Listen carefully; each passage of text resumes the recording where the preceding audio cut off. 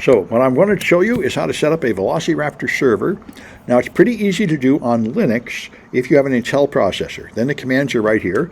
But I have an ARM processor, and I could not find any version for ARM Linux, but I found a version by going to this website that claims to be for Darwin, which is the Mac, ARM.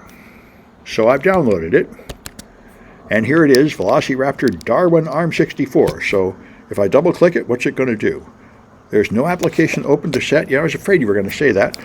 So I don't know what it is. Let's try and find out what it is. If I go to my command prompt and go home and clear and go to downloads, all right, and then I do ls-l vel star. Okay, there it is, Velociraptor. Let's try file on vel. The fact that it didn't even put the file name, it's Mach 64-bit executable ARM. Well, just Shmode X? Maybe that's all I have to do. Let's see what that does. Can't be open because it cannot check it from... Okay, that's fine. That's normal. Now, I wonder if this is an installer or the product itself. Well, I guess I'll find out. So if I right-click open, that I can bypass the Mac security... Wait, cancel. Well, I thought I could run... Killed. All right, what happened here? It can't run it because it's from an unidentified developer. There's some way to approve that in settings.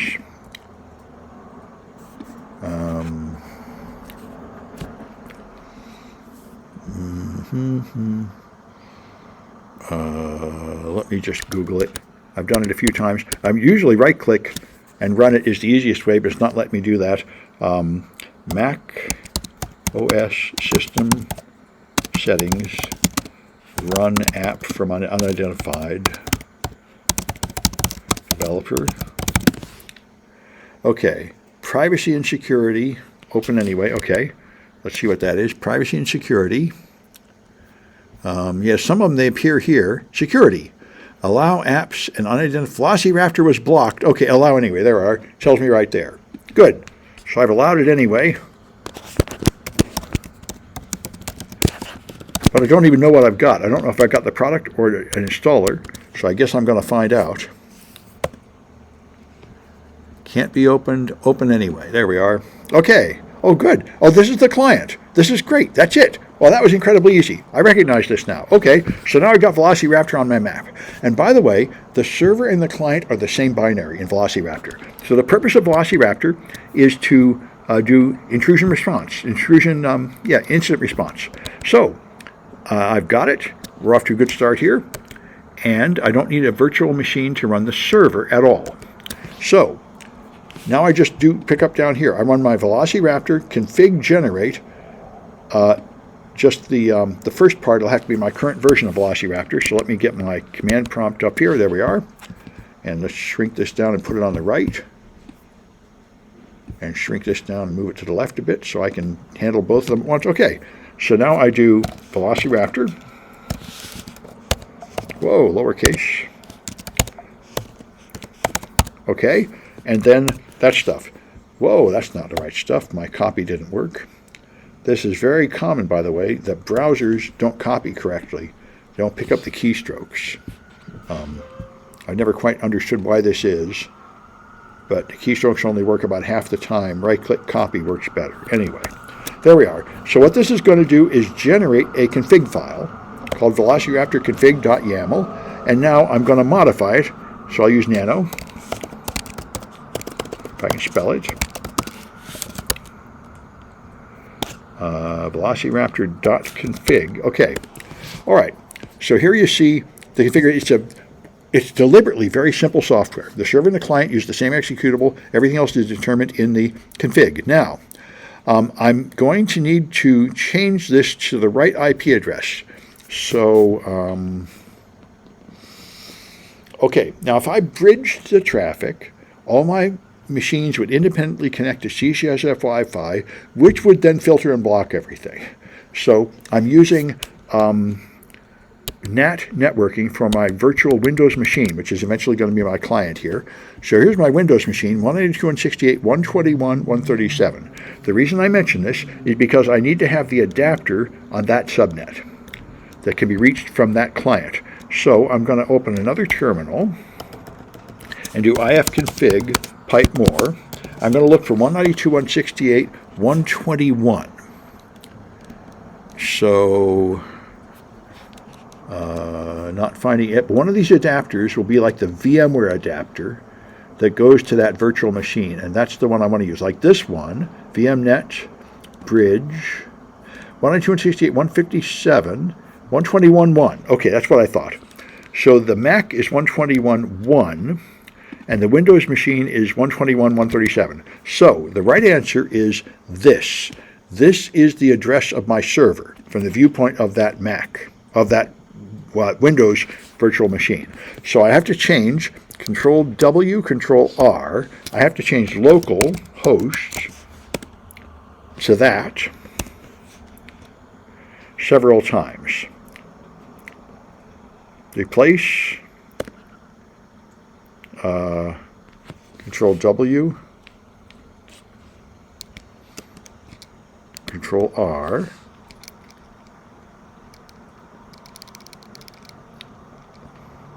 Replace, yes.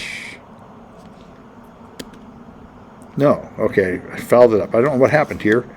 I thought I knew how to use this thing. Control W, Control R, search.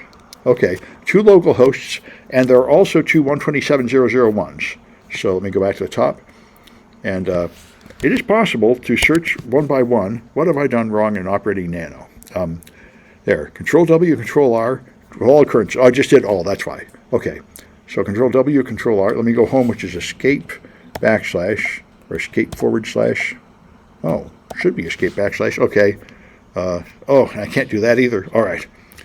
Got to use the up arrow. There's supposed to be escape backslash to get home, but it's not accepting it in this terminal because the meta key escape has been replaced by something else I don't know. So Control W, Control R, 127.0.0.1 with the correct IP address, and then I want to replace all, which I guess I press Control X here. Yeah, okay, this is a different, and now, I don't, just, yes, okay. The, you know what this is, the Mac version of Nano is different than whatever I'm used to on Linux. Anyway, so now I've gotten rid of, I got the right address everywhere, which is the main thing I had to do in there.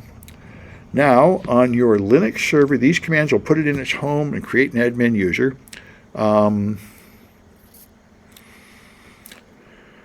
Okay, I guess I'll try this, see if it works. There's the /etc folder on the Mac, I guess.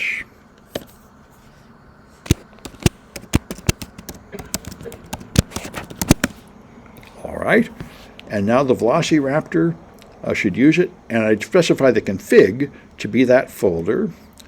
And then I'm going to add, this is where I create an administrator user. So again, I'm going to copy this stuff here. And then, because the version of Velociraptor is different. So I run the existing version of Velociraptor, and then that stuff. Config, there's the config, user add admin, role administrator. Okay, now I give it a password. All right. Now I start the server, which is using the same config file, front end minus v. Okay, all I need is that stuff. Okay, there we go. Starts, and as usual, it ends with an IP address and a port number to view the GUI. And I think it's the 8000, the front end, or the GUI is on 8889, I think. So, yep, the GUI is on 8889, this one. The 8000 is where it's going to receive data from the client. So now I can view the GUI. Right, this is good. it's a fake certificate, self-signed, so I have to bypass the complaints. And now I have to log in with the username and password I created, which was admin and a password. And there we have it, glorious Velociraptor. All right, I don't want to do that. I just wanted to tear it off so I can move it around. Okay, all right. So this is the Velociraptor server, and you can inspect the server's state, and it will show you CPU and currently connected clients, which is 0. This is the server, and I have no clients. And you could monitor the server's performance directly, which is something I used to do. I don't know if I left that in here. All right. And so that's, now we're going to add a client. So here's how we do it. We're going to make, we have to modify the config file. Because when the client connects to the server, it's going to attempt to do it over HTTPS, and it's going to get upset about the fact that I don't really have a good certificate on the server. So I have to tell it to ignore that. So let's go back into that Nano that I'm not having much luck operating. Let me get a new terminal. Okay, this will do. All right, so let's go into downloads where my stuff lives. I know it's not necessary, but anyway. Now I'm going to do this.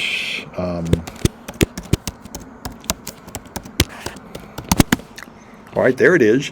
And so below the nonce line, I want to put in this here.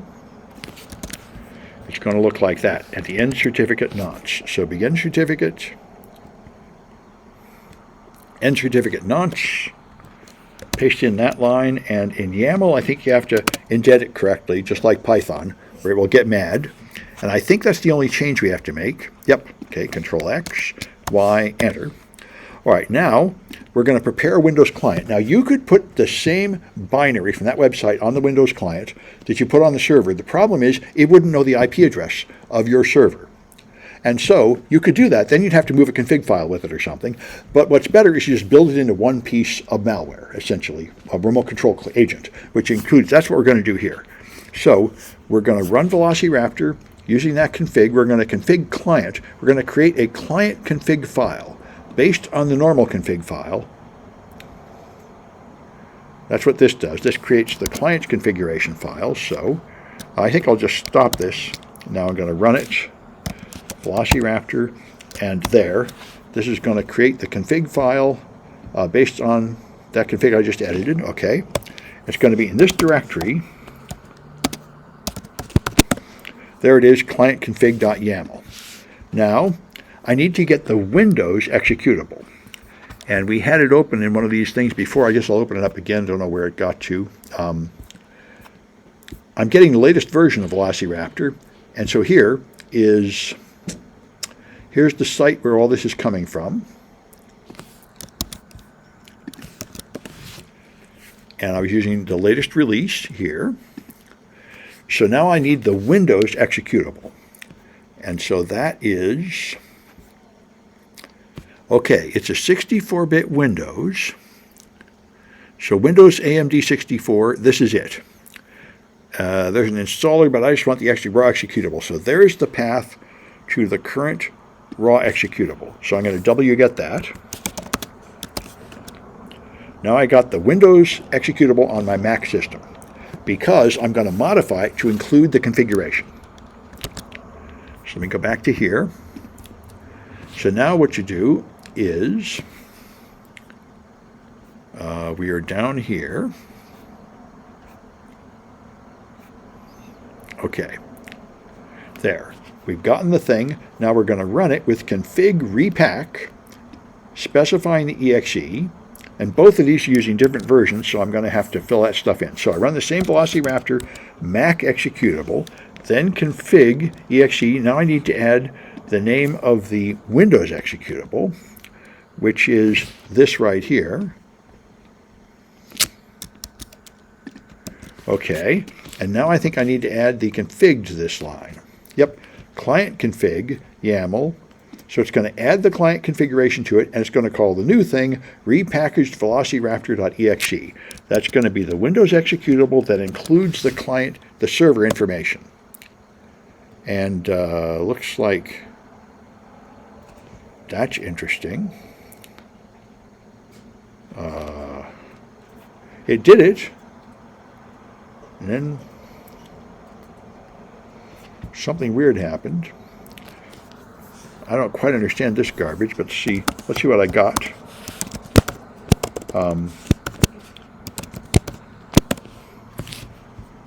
I do have a thing called repackaged Velociraptor, which is the same size as this. Might work, we're going to see. Okay. All right. So now I have to install the Windows client. Now, by the way, I used to use this product called WinSCP, but you don't need WinSCP anymore.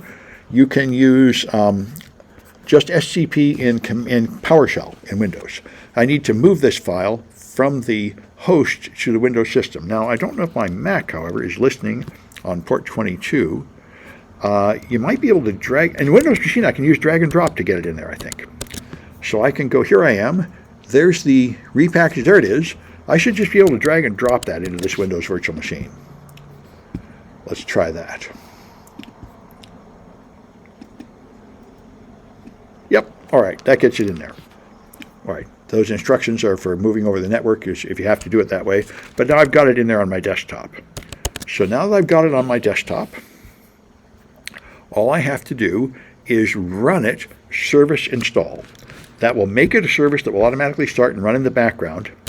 And if everything's working well, it'll work. Now you have to also do it as administrator. So let's try to do it the easy way and see if it works. It often fails. But let's see. Right click, run as administrator. Okay.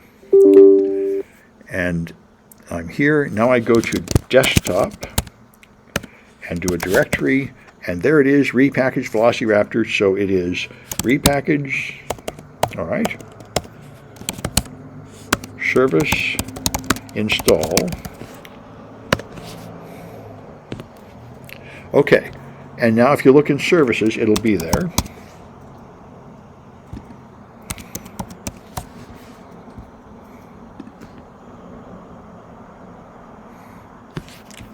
If you scroll down to the V's, there it is, Velociraptor running. So this machine will be sending data to the server. Now I'm just sort of interested in looking at it because this is often where things fail. Let's try Wireshark. We should be able to see the traffic, and the traffic will be on port 8000. So I'm going to monitor the local connection. I guess this one. Actually, I'm not really sure. We're going to see. Looks like that one has no traffic. Let's try monitoring all adapters. There's a way to monitor everything. When you have multiple adapters, you don't know what to do. Ethernet. It's probably Ethernet. There it is. Ethernet has some traffic. Okay. There's Ethernet. And I have to give it a password. And now I should be able to do TCP port equals 8000. And that's not very good. That makes me think something is not working. It may be that my attempt to package it did not work. I got a weird message when I packaged it. So I don't think this is going to work, but we're going to try it. So if I start my Velociraptor server, oh, there goes some stuff on 8000. But it's getting resets. Yep, it's trying to go, the server, it's sending SYNs, and the server's giving it resets. Because I'm not running Velociraptor on the other end. This is acceptable. I need to run Velociraptor on the other end. It's not answering. So to run Velociraptor, it was, I think, just front end, find it back here.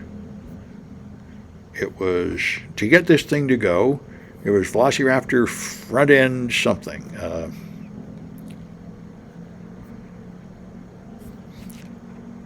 This thing. Config front end -v. Okay. That jazz. Okay, let me start it with all that jazz. Okay, now the front end is running, and the port 8000 is running. And look, it's getting remote traffic coming in from somebody. This is good. If I look in Wireshark, I expect, there we are. Now I'm getting good traffic. See, now it made the handshake and it's doing communication. And you can see here in the server status, now it's getting information from the remote agent. This looks really good. So now if I go to the GUI, which was here, and I go say home,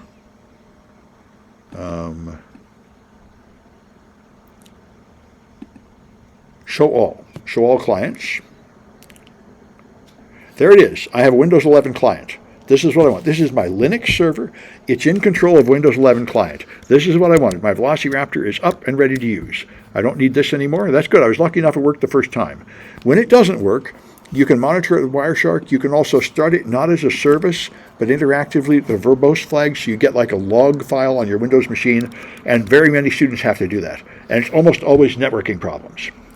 Anyway, so now I've got my Velociraptor controlling the Windows machine, and let me see if it's worth doing more.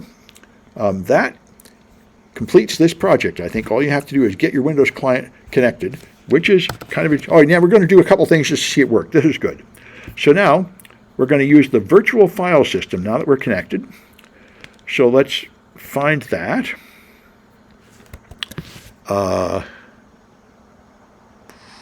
I think I click the client. There, now I'm in control of the client, and now I have a VFS. So here it tells you information about the client, like it's running this version of Windows and so on. Now I can hit VFS, and I can view the file system on the Windows client. And I think I use NTFS to dig into the client. Let me just check my instructions here. Somehow I've ended up at the top. All right.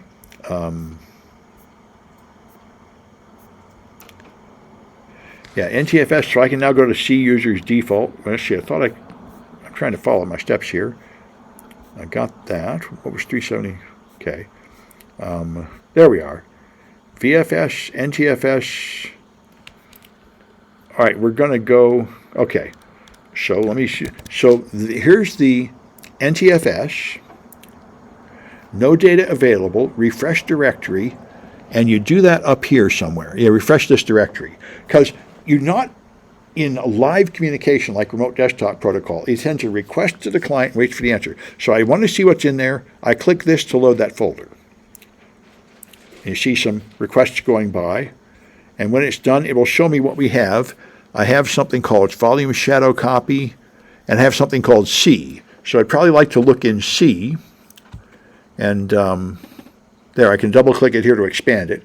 So if I look in C, again, there's no data. You have to ask for the data. And there it is spinning as it has a directory of C. And here's the message that's going by as it sends requests and gets responses. And here's the stuff in C. I can now double click it here and I see my folders. So I can dig down to things like C user, student, desktop, and see it. Now you can also explore the registry. Click the registry here. And again, it doesn't know anything until you refresh it. And you'll get the root hives, the 5 root hives of the Windows registry.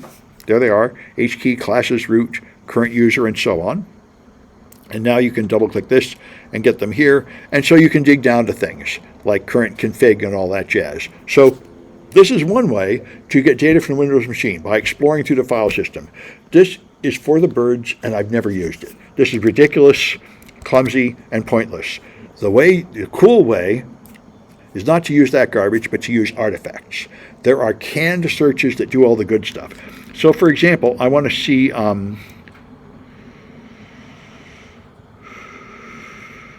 those are the ones it did before automatically. I want to do netstat. So to do netstat, you go, let me get my steps here. Don't need that anymore. Okay, I need, just the search bar, right. Go here and search for netstat.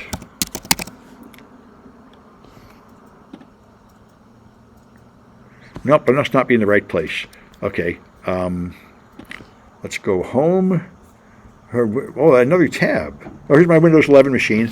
Right, it's, I think it's collected I hit.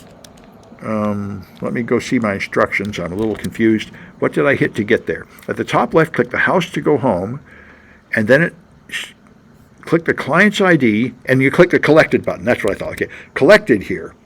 This shows me the results of the queries, and it's been executing queries on my behalf to answer those questions. And now, I think you make a new one. Let's see. Top left, click the plus sign. There we go. Okay. So the plus sign, now you can search for netstat, and it'll show you Linux netstat, Windows netstat enriched. So if I do an enriched netstat, it'll tell you what it is here. You can adjust the parameters, or you can just run it. I'm just going to launch it. And so here it is running netstat. The hourglass shows me it's running.